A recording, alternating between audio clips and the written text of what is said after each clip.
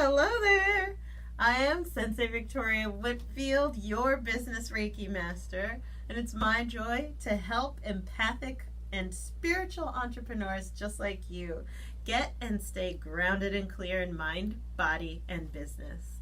Welcome back to another installment of your weekly love letters from the dojo at naturalintuition.com and victoriawhitfield.com, my blog. These are your sources for channeled holistic stress management techniques and guidance for developing your natural intuition. Whether you're looking to improve the quality of your personal or professional life, let this love letter be your reminder that you are not alone and that together we can make that happen. This is week 5 of 5. 5 of 5 of our deep dive into finding the courage to be yourself, your whole self, stepping into your divinity, stepping into your purpose as a healer in this lifetime. And we've been journeying for the last couple weeks in particular with bee animal totem, honeybee animal totem, and we've been receiving more wisdom and insight into what's been going on along the path of our personal development. If you haven't caught those previous 2 videos, again, pause. Go back on YouTube or on my blog at victoriawhitfield.com so that you can get all of the juicy bits. This week in particular, honeybee has a 3rd and final stage for us to consider as we're finding the courage to be ourselves. These 3 archetypes that her life cycle gives us as a gift and as a wisdom that we can receive around shaping our own destinies in life the natural way, right? Following our instinct and our intuitive guidance with the help of bee animal totem. So remembering, just a quick recap, first stage was larval, right? Where we're going around and around in circles, searching for ourselves, searching for sustenance, for insight, for more nourishment for ourselves because we're in need, right? Think of the larva. That's what she's all about, is just herself so that she can grow. And the sustenance that you get at that stage, though, forces you to grow. There's no going back unless something goes wrong. The way that it's designed is to inspire growth, right? Mother's milk causes the babies to grow.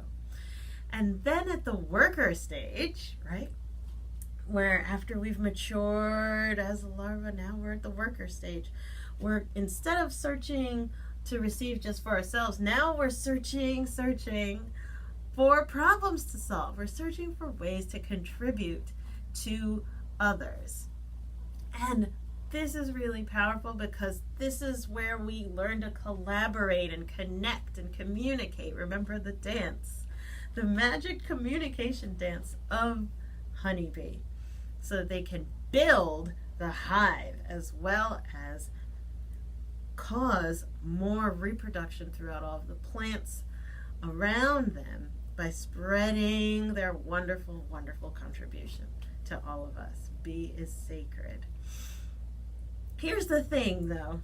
At both of those levels, there are clear limitations, right? Larva can only move within her small little world. And the more she eats, the more there's no way she's going back.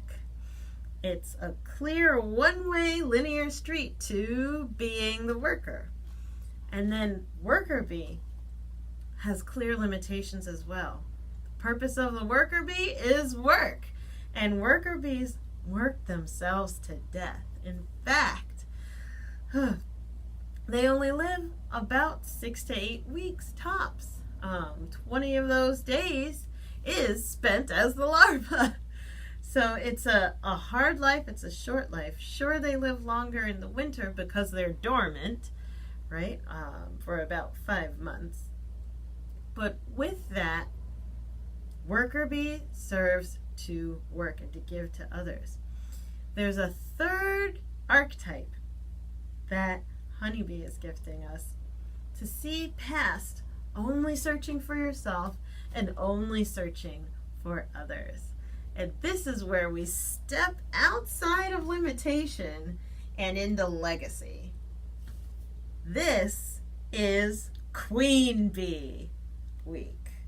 Now, oh my goodness, I could do like an entire year, or in fact, by the time you're watching this, I've already done an entire retreat, 3 days, 3 whole days down the shore, talking about being and stepping into queen presence. But suffice to say, we're going to dedicate a few minutes to harmonizing you with Queen Bee's energy. First off, Queen Bee is different than the other bees in the hive. For one, she lives 1 to 4 years instead of 6 to 8 weeks. So talk about legacy and longevity.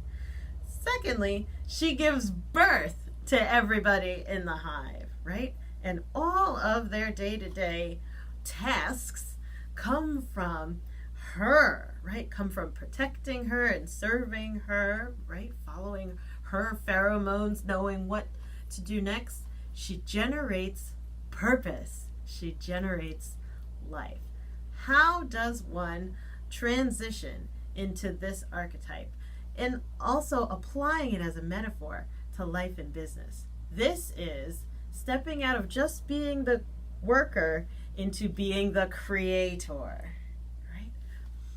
And how that happens in particular is 2 things. 1, queen bees come from queen bees. When you are cultivating that creator essence within you, you have got to get a mentor, right? One who has got it too, where your central nervous system learns from hers, right? Or your business is molded after hers, or your point of view reflects and is informed by that elevated point of view that comes from him. Queen bees make queen bees. They don't come from anybody else. You have got to have a mentor. And then, so that's 1. 2, the second thing that differentiates creating a queen bee is the royal jelly. Whereas remember from before, the larvae, are drinking the mother's milk that the worker leaves behind, right? Previous workers have left behind to support the generations coming afterward. That mother's milk, though, coming from a worker, makes more workers. Whereas the royal jelly coming for the queen bee, right, by the queen bee, this initiates organs to be grown in that bee's body that others don't have access to. There's a mindset within you that can be birthed and grown over time if you get another level of nourishment, one that comes from that higher paradigm, affirming that you are a creator, learning about exactly how to master your intuition, trust it, cultivate it, right? Learning how to be the visionary in your life and business rather than just getting by and just being the worker, working, hard working. Smart working is a whole new paradigm, and that is the wonderful archetype of the queen bee. Now, I'm already hearing the oracle cards calling in the energy, but suffice to say, hold on a second, ladies.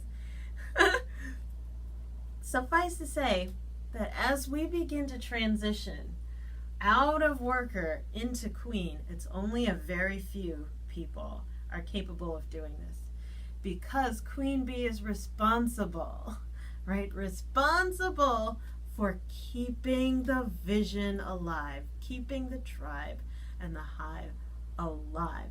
It takes a lot of energy to birth, right, ideas and to hold the vision.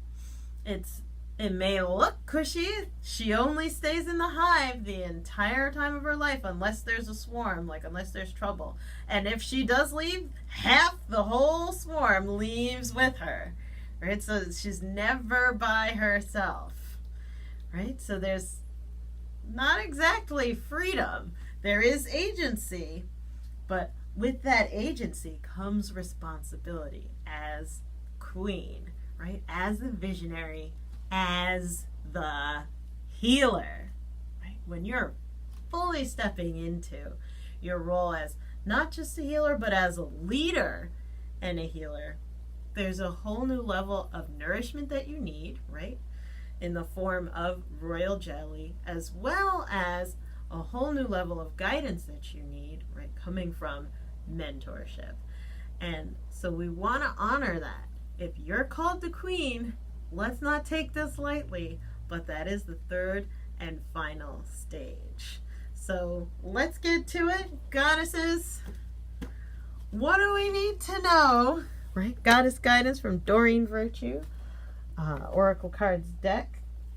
What do we need to know about having the courage to fully be ourselves, to step into that divinity and really become creators of our lives, not just working day in and day out.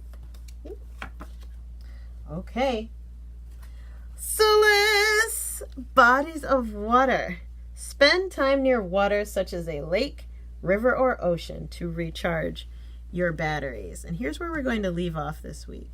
My guides are saying that the goddess Sulis, who watches over all bodies of water and on earth, specifically is coming forward because this is to help open you up to being limitless. Think about water. Is there any limit to what water can do on planet Earth? It's in the sky, underground, flowing down mountains, right? We've harnessed maybe a fraction. We've harnessed a fraction of the water coming through pipes and things like that. But how vast is the ocean? How incredibly vast is all of the icebergs as well? Limitlessness. That is why we are considering being around water this week in particular. By the way, being by water is very, very healing. Not just the, detoxifying and, anti-inflammatory properties of being around salt water in particular.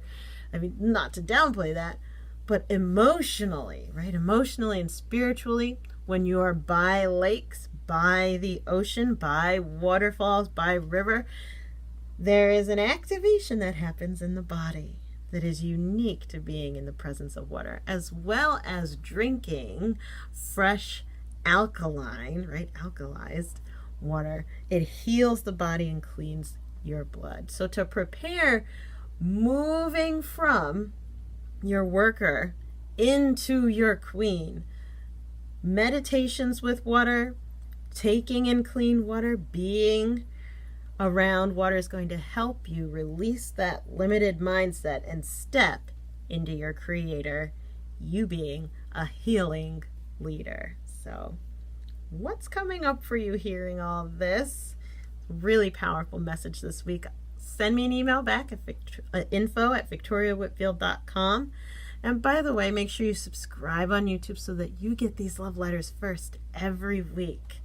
Ready? Let's step into our queen. Whether you're male or female, it's the archetype. Tell me about it. What comes up for you? All right? And I'll see you next week.